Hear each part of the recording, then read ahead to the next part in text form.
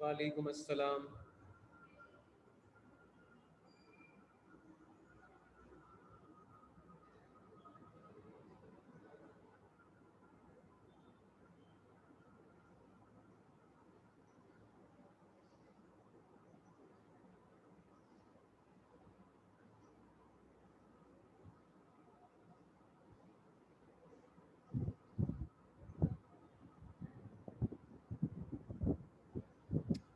अच्छा जी, सैटरडे की क्लास मैं ले नहीं पाया था, तबीयत थोड़ी नासाज थी।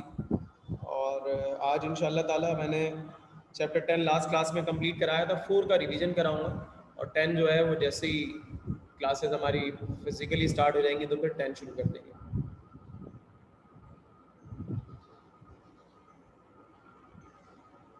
बस ये कुछ बच्चों को ऐड कर लें फिर शुरू करते हैं।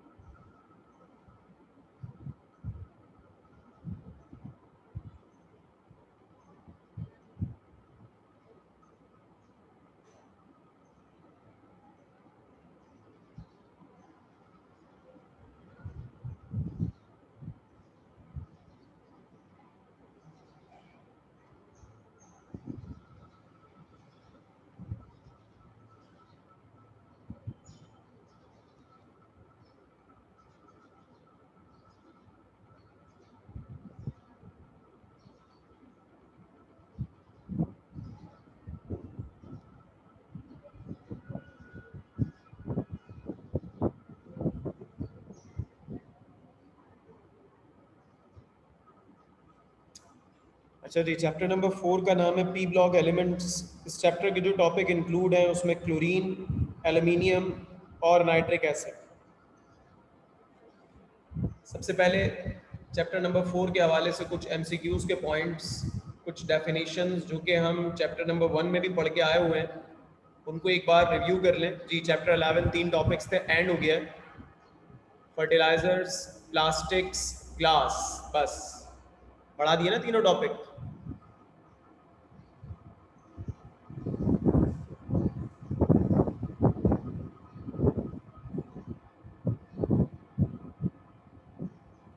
पी ब्लॉक एलिमेंट्स क्या होते हैं? वो तमाम के तमाम एलिमेंट्स जिनका लास्ट इलेक्ट्रॉन पी ऑर्बिटल में आता है वो पी ब्लॉक एलिमेंट्स कहलाते हैं। ठीक है, कौन से ग्रुप के एलिमेंट्स हैं, कहां से कहां तक हैं? 3A से लेकर 8A तक के जो एलिमेंट्स हैं वो पी ब्लॉक एलिमेंट्स हैं। 3A से लेकर 8A तक के जो एलिमेंट्स हैं वो पी ब्लॉक एलिमेंट्स हैं, सिवाय हीलियम के। इनमें टोटल 30 एलिमेंट्स होते हैं पी ब्लॉक में। क्या करें भाई, पंखे बंद कर दें क्या? आएगी एयर की आवाज को। टोटल हमारे पास इसमें 30 एलिमेंट्स होते हैं, जिसमें से 20 नॉन मेटल हैं और 10 मेटल हैं। सॉलिड लिक्विड गैस की बात करें तो 20 सॉलिड है, 9 गैसेस हैं और 1 लिक्विड है। ठीक है जी, तो ये एमसीक्यूज के हवाले से कुछ तारुफ है इस चैप्टर का। पहला टॉपिक है नाइट्रिक एसिड, जिसकी मैं पूरी कोशिश करूंगा कि आज आपको प्रिपरेशन तो करवा दूं, क्योंकि इसकी प्रिपरेशन ही लॉन्ग क्वेश्चन के लिए इंपॉर्टेंट है। पहले थोड़ा सा इसका तारुफ पढ़ लीजिए, फिर बात करते हैं।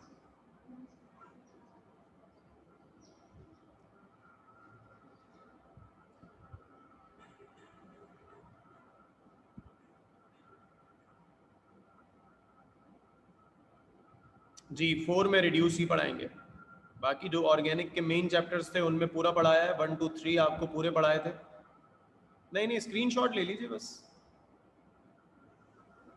रीड करें जरूर और स्क्रीनशॉट लेते जाएं।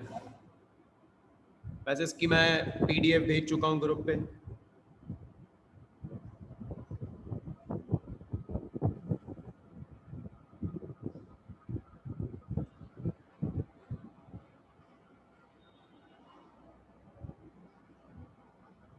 अलेवन का याद नहीं है, नहीं की तो कर दूंगा आजकल में शेयर।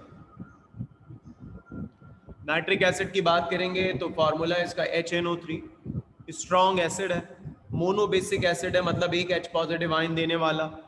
इसकी जब रिएक्टिविटी की बात करते हैं तो ये बड़ा स्ट्रॉन्ग ऑक्सीडाइजिंग एजेंट है, मेटल नॉन मेटल दोनों को ऑक्सीडाइज कर देता है। इसके अलावा ये कहाँ कहाँ इस्तेमाल होता है? फर्टिलाइजर्स बनाने में, सिल्क इंडस्ट्री में। याद करने वाला है सच खास नहीं है, अच्छे से पढ़ने वाला है बस। एक्सप्लोसिव मटेरियल बनाने के लिए जैसे कि ट्राई नाइट्रोटोलिन, टीएनटी जिसे कहते हैं, डायनामाइट बनाने में, नाइट्रोग्लिसरीन बनाने में भी ये क्या होता है? इस्तेमाल होता है। ठीक है जी। जी जी, HNO3 है।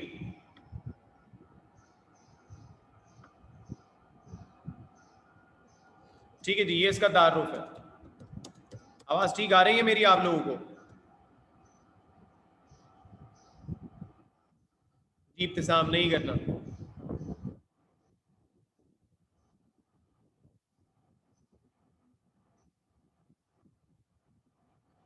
ठीक है, इसका मतलब है जिनके पास से मैसेज आया है उन्हीं के नेट का प्रॉब्लम है, हमारे पास से आवाज़ ठीक जा रही है। भाई मैं यही हूँ, मैं कहीं नहीं गया, आपके नेट का इशू है तभी आपको आवाज़ नहीं आ रही है। ठीक है जी।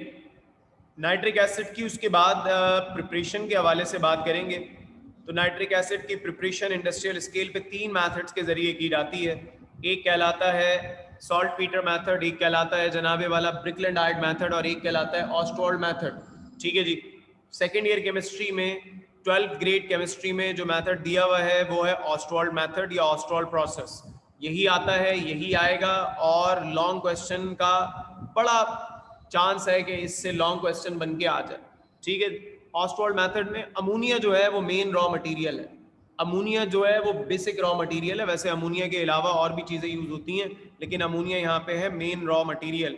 अमोनिया के अलावा यहाँ पर जो चीज़ें इस्तेमाल होती हैं उसके अंदर एयर भी है और वाटर भी है, जबकि प्लेटिनियम यहाँ पे एज ए कैटलिस्ट यूज होता है। तो ये ऑस्टवाल्ड मेथड में आपके पास रॉ मटेरियल्स के बारे में बताया हुआ है और कैटलिस्ट के बारे में बताया हुआ है।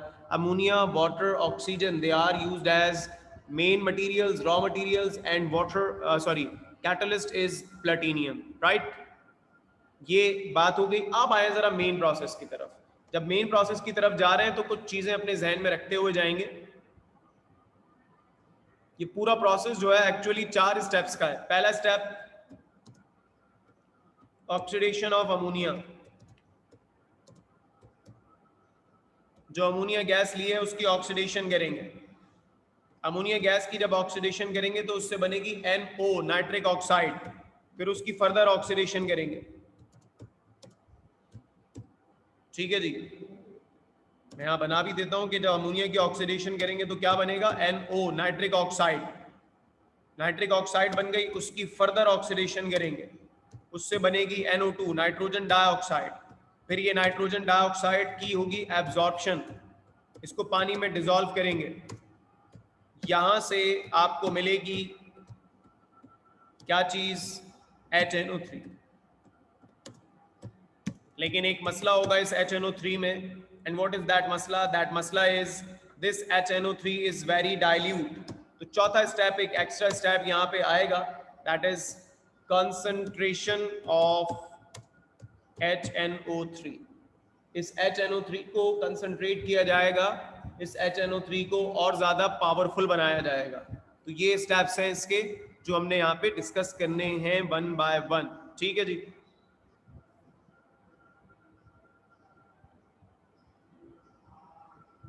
वो तो अभी आएगा मेरे भाई, पता चल जाएगा कैसे होगा कंसंट्रेट। अभी तो बताए हैं ये स्टेप्स हैं, कैसे होंगे वो सारी चीजें डिस्कस करेंगे वन बाय वन आगे।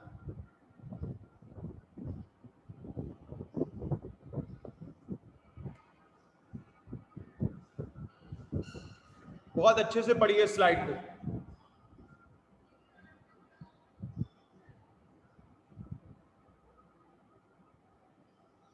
पेपर में क्वेश्चन पे डिपेंड करता है, अगर वो मांगेंगे कंसंट्रेटेड तो लिखना जरूरी है, नहीं मांगते कंसंट्रेटेड, डाइल्यूट मांगते हैं तो मत लिखिएगा। लेकिन कंसंट्रेटेड अगर HNO3 बनाने का कह रहे हैं तो लिखना जरूरी है।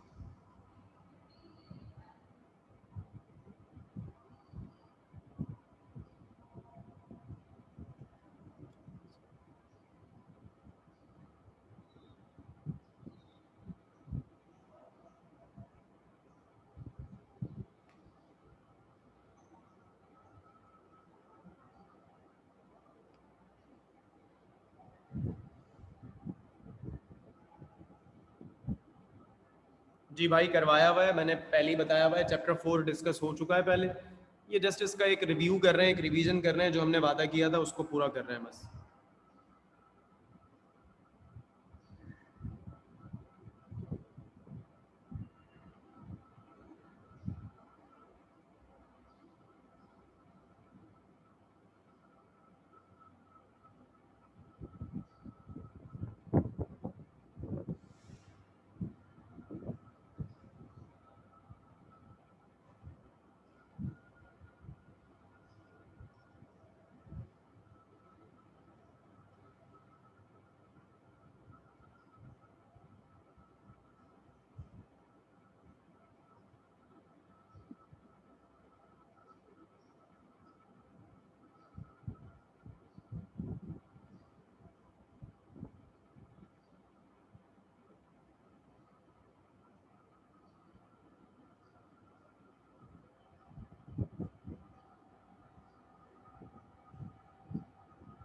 पढ़ लिया बेटा इसे अच्छे से?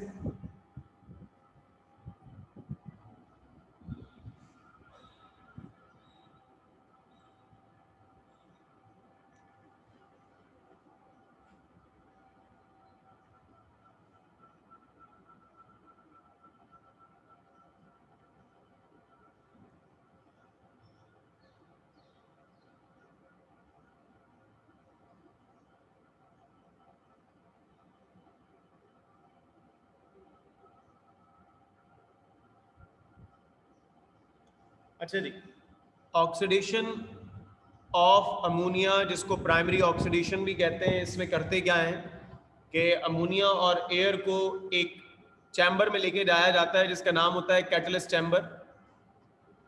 उसके अंदर प्लेटिनियम की गॉज मौजूद होती है जो कि कैटलिस्ट के तौर पे काम कर रही होती है। यहाँ पर अमोनिया को एयर के साथ मिलाया जाता है 600 डिग्री सेंटीग्रेड पर।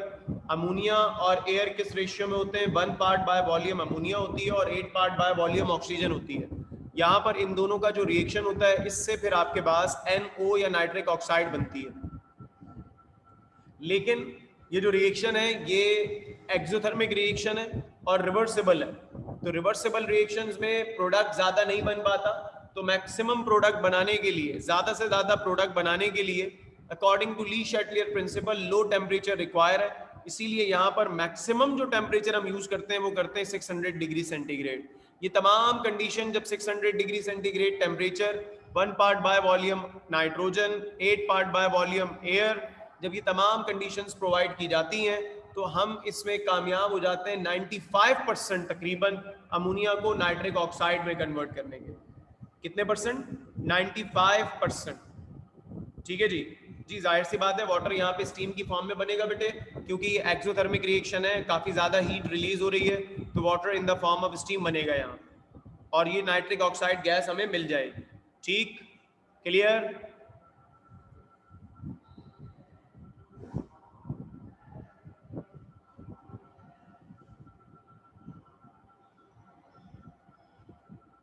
अब जो नाइट्रिक ऑक्साइड गैस हमें मिली है NO, ये बहुत ज्यादा हीटअप होती है, तो इसको फर्दर ऑक्सीडाइज करने से पहले इसको कूल किया जाता है, और कूल करने के लिए इसको पास किया जाता है कूलिंग चैम्बर से।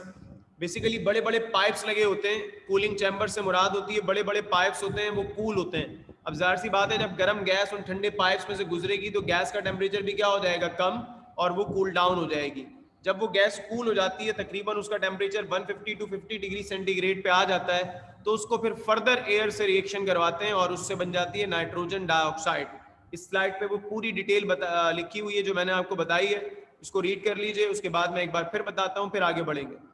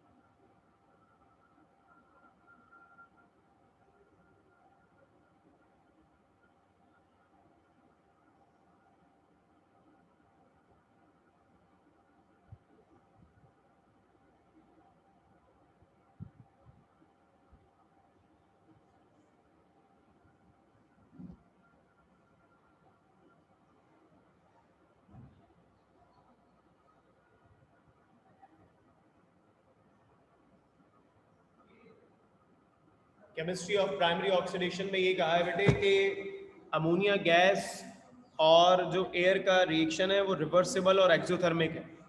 तो अब रिवर्सिबल रिएक्शंस जो होते हैं उनमें प्रोडक्ट तो जाहिर सी बात है पूरा नहीं बन पाता, कम ही बनता है। तो प्रोडक्ट को मैक्सिमम बनाने के लिए कुछ कंडीशंस दी जाती हैं। वो कंडीशंस क्या है यहाँ पे? 1 part by volume ammonia, 8 part by volume oxygen, और टेम्परेचर क्या यहाँ पे सेट करते हैं अबाउट 600 डिग्री सेंटीग्रेड। क्योंकि एक्सोथर्मिक रिएक्शन है, रिवर्सिबल है, तो टेम्परेचर लो करना जरूरी है। और ये जो लो टेम्परेचर यहाँ पे यूज हो रहा है वो कितना है? 600 डिग्री सेंटीग्रेड। और प्लेटिनियम यहाँ पे एज अ कैटलिस्ट इस्तेमाल हो रहा है। फर्स्ट ईयर का चैप्टर नंबर 6 है ना, ली शैटियर प्रिंसिपल। एक्सोथर्मिक रिएक्शन को अगर फॉरवर्ड डायरेक्शन में लेके जाना है तो टेम्परेचर को क्या करते हैं? डिक्रीज करते हैं। तो यहाँ पे वही बात यूज हुई है।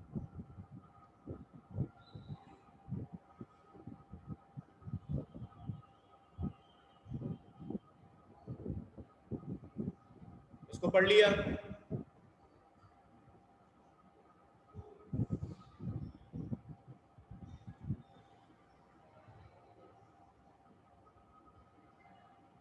अब आप देखेंगे मैंने आपसे बताया था कि हाई टेम्परेचर वहां पे इस्तेमाल भी हो रहा है और रिएक्शन भी एक्सोथर्मिक है।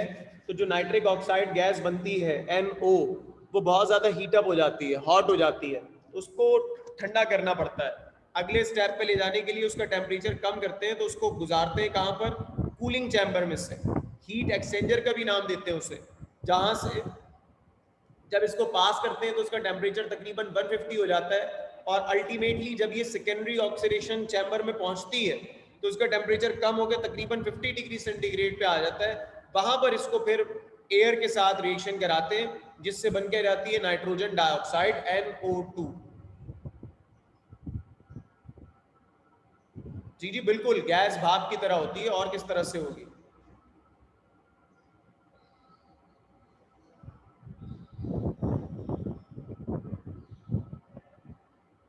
अब ये NO2 जो बन गई है, इसको पानी में डिसॉल्व करके इससे बनाया जाएगा HNO3। ठीक है जी। इसके लिए एक अलग से टावर यूज होता है which is called absorption tower. वहां पे ये काम होता है। ये लीजिए स्लाइड।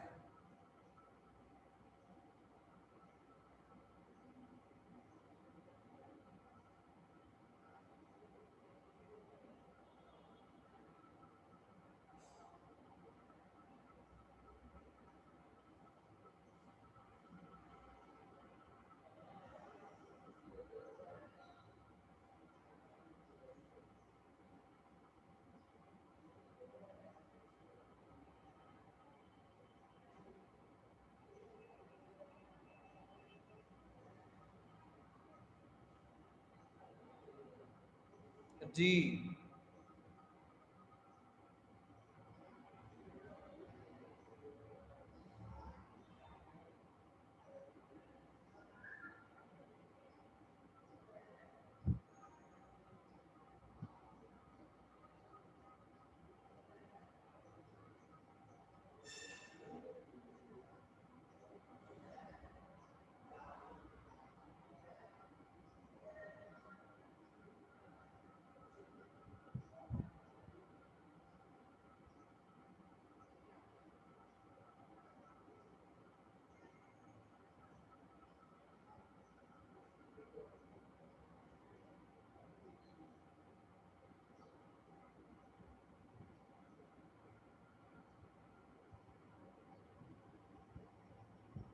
डन।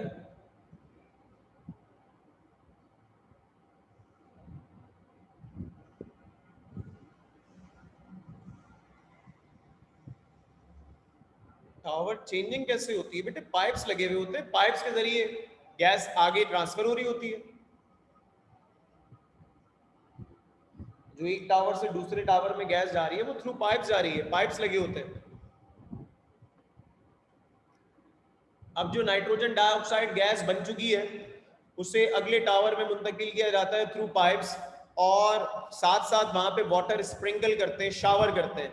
ऊपर से वाटर पानी ड्रॉपलेट्स की फॉर्म में नीचे आ रहा होता है, और नीचे से जो नाइट्रोजन डाइऑक्साइड गैस है वो ऊपर जा रही होती है। बीच में लगी होती हैं एसिड रेजिस्टेंट कॉर्ड्स, जो कि प्रॉपरली मिक्स कराते हैं किसे? नाइट्रोजन डाइऑक्साइड को वाटर में। इस तरह से आपका नाइट्रिक एसिड बन जाता है। लेकिन जो नाइट्रिक एसिड बनता है ये बहुत ही डाइल्यूट होता है, इसीलिए इसको रिसाइकिल करते हैं, दोबारा दोबारा इसको एब्जॉर्प्शन टावर में डालते हैं ताकि ज्यादा से ज्यादा NO2 इसके अंदर डिसॉल्व हो जाए और ये मैक्सिमम कंसंट्रेट हो जाए। लेकिन इस सब के बावजूद तकरीबन 68% कंसंट्रेटेड हमें यहाँ पे HNO3 मिल पाता है।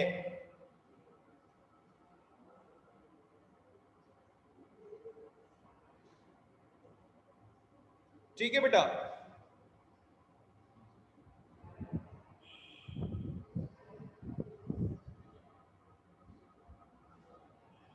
अभी तो 68% कंसंट्रेटेड HNO3 मिला है, जाहिर सी बात है हमें तो इसको मजीद कंसंट्रेट करना है, तो इसको मजीद कंसंट्रेट कैसे करेंगे, इसमें से वाटर निकालेंगे और डिहाइड्रेटिंग एजेंट इस्तेमाल करेंगे, and the dehydrating agent which use their is concentrated sulfuric acid. In order to increase the concentration of HNO3, vapors of HNO3 are passed over concentrated H2SO4 being a dehydrating agent, क्योंकि वो sulphuric acid dehydrating agent है, water के vapours को absorb कर लेता है और HNO3 यहाँ पे हमें तकरीबन 98 to 99% कंसंट्रेटेड मिल जाता है। थोड़ी देर के लिए स्क्रीन गायब कर रहा हूँ।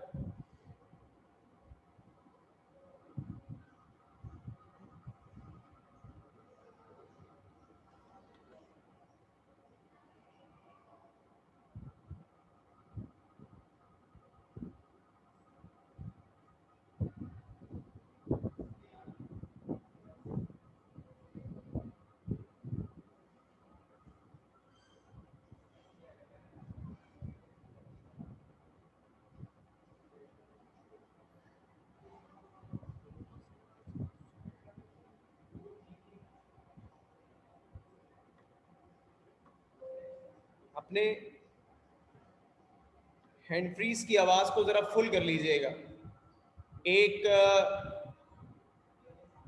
वीडियो आपके साथ शेयर कर रहा हूं जिसमें ऑस्ट्रोल प्रोसेस को एक्सप्लेन किया गया है, आपको और बेहतर अंडरस्टैंडिंग में मदद मिलेगी। आवाज थोड़ी स्लो है तो अपनी वॉल्यूम थोड़ा बढ़ा लीजिए और गौर से सुनिएगा।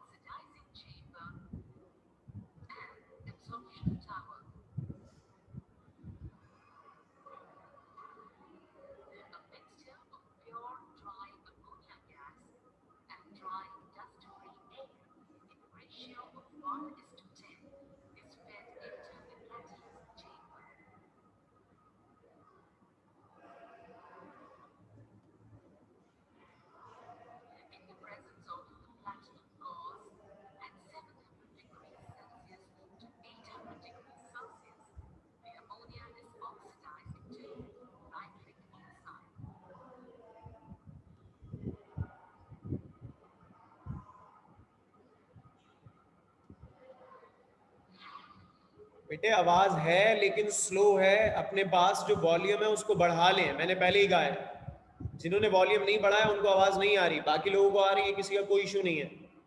तो आवाज बढ़ाएं थोड़ी सी और थोड़ा सा कानों को खोल के सुनेंगे तो आवाज आएगी। आवाज इसकी कम है।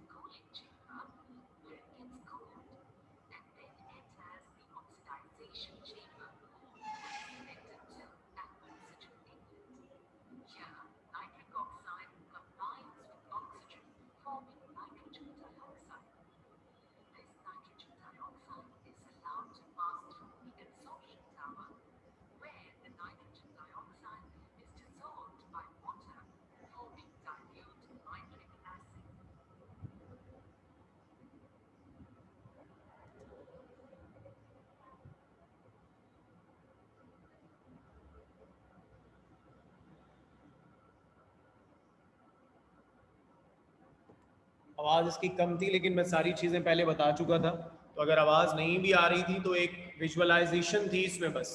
ठीक है जी। कुछ लोगों को तो बिल्कुल आवाज़ नहीं आ रही थी, लेकिन मैंने पहले ही कहा था कि इसको थोड़ा सा आवाज़ को तेज़ करें, लेकिन बहुत सारे लोगों को आवाज़ आई है और उन्होंने सवाल भी किए। भाई एसिड रेजिस्टेंट क्वार्ट्ज, क्वार्ट्ज एक सब्सटेंस का नाम है। एसिड रेजिस्टेंट का माने होते हैं कि जो कि एसिड से रिएक्ट नहीं करता, एसिड से ख़राब नहीं होता। वो वहाँ पे इसीलिए लगाया हुआ था कि नाइट्रिक एसिड जो है वो कंटेनर को ख़राब कर देता, तो वहाँ पे क्वार्ट्ज लगाया हुआ है जो कि नाइट्रिक एसिड बनता है तो उसको ख़राब नहीं करता। ठीक है, तो ये नाइट्रिक एसिड की प्रिपरेशन आपके सामने जो कि हमने बात की है यहाँ पे, ये इसकी डायग्राम है। तो पेपर में सवाल आता है कि जी how nitric acid is prepared by Ostwald process, या how oxy acid of nitrogen is prepared by Ostwald process. तो ऑस्टोल्ड प्रोसेस से अगर आ रहा है कुछ भी तो इसका मतलब है नाइट्रिक एसिड ही है वो। ठीक, और कोई सवाल है किसी का तो बताइएगा।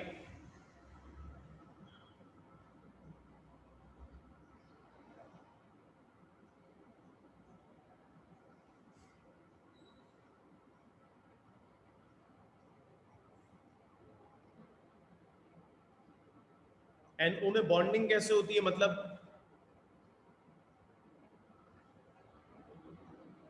जी बनानी होगी।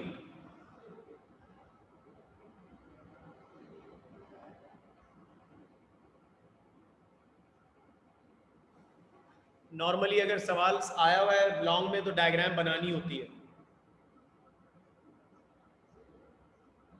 मुनीर भाई वो मुनीर भाई वो दूसरी बात है, उसको भी यहाँ पे हम डिस्कस नहीं कर रहे। जी जी जिशान भाई बिल्कुल ऐसा ही है। 2017 में आप देखेंगे तो ये सवाल मिलेगा आपको, 2019 में भी मिलेगा। 2019 में सीधा सीधा पूछा हुआ है, 2017 में एक ब्लॉक्स की फॉर्म में, फ्लो चार्ट की फॉर्म में क्वेश्चन पूछा हुआ है, और मॉडल पेपर में भी ये फ्लो चार्ट्स की फॉर्म में ही पूछा हुआ है। ठीक है जी। नाइट्रिक एसिड से रिलेटेड एक और छोटा सा टॉपिक है एक्वा रीजिया। क्या होता है एक्वा रीजिया? एक्वा रीजिया होता है मिक्सचर किसका? HNO3 का और कंसंट्रेटेड HCl का। A mixture of concentrated HNO3 and HCl is called aqua regia। इसको रॉयल वाटर भी कहते हैं, आबे सुल्तानी। ठीक है जी। कंपोजिशन क्या होती है इसकी? इसकी कंपोजिशन होती है 1 part by volume HNO3 and 3 part by volume HCl। Both of the acids are concentrated. तो अगर मैं एक हिस्सा HNO3 और 3 हिस्से HCl को मिलाऊं concentrated by volume, volume term में, तो जो मिक्सचर बनेगा that mixture is called aqua regia. इसको रॉयल वाटर भी कहते हैं। क्या खुसूसियत है इसकी, क्यों मिला रहे हैं दोनों को? उसकी वजह ये है कि जो गोल्ड है और नोबल मेटल्स हैं वो किसी भी चीज में डिसॉल्व नहीं होते।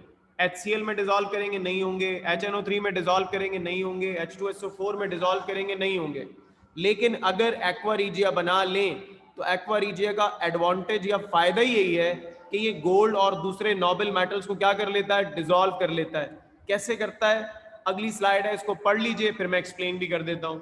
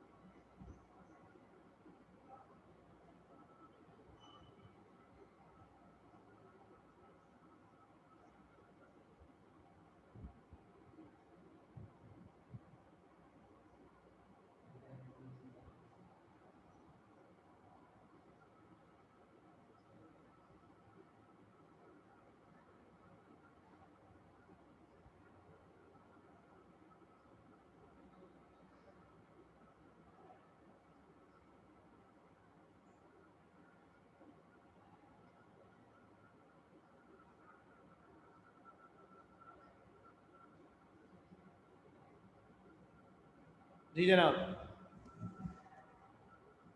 नोबल मेटल्स जैसे कि गोल्ड है, जी जी बिल्कुल है, शामिल है।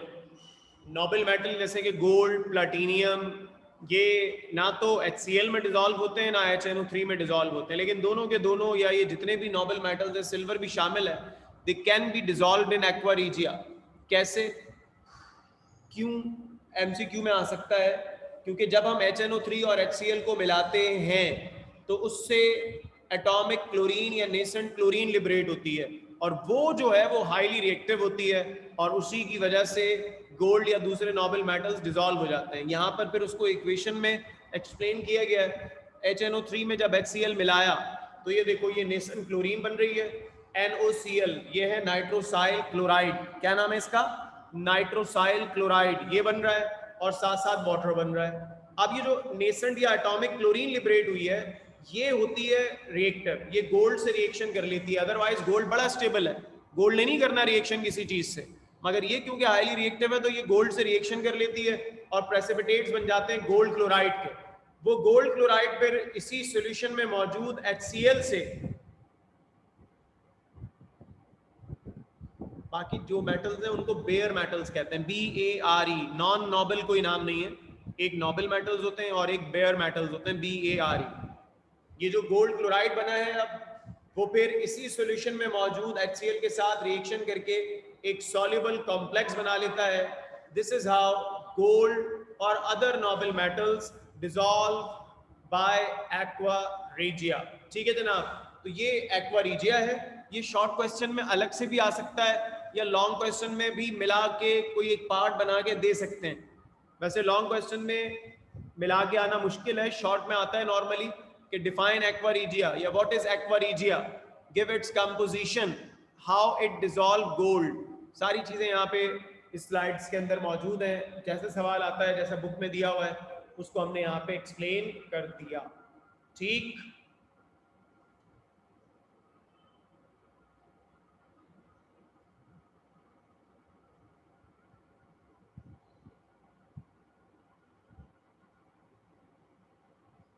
ठीक है बेटे। तो नाइट्रिक एसिड में इसके रिएक्शंस रह गए, और एक काम मैं आपको बता रहा हूं, बाकी रिएक्शन इंशाल्लाह ताला किसी अगली क्लास में कराऊंगा। पेज नंबर 62 और 63 है बुक का, उस पे स्ट्रक्चर्स बने हुए हैं नाइट्रिक एसिड के, सॉलिड फेज में और वेपर फेज में, वो बना लीजिएगा अपने पास।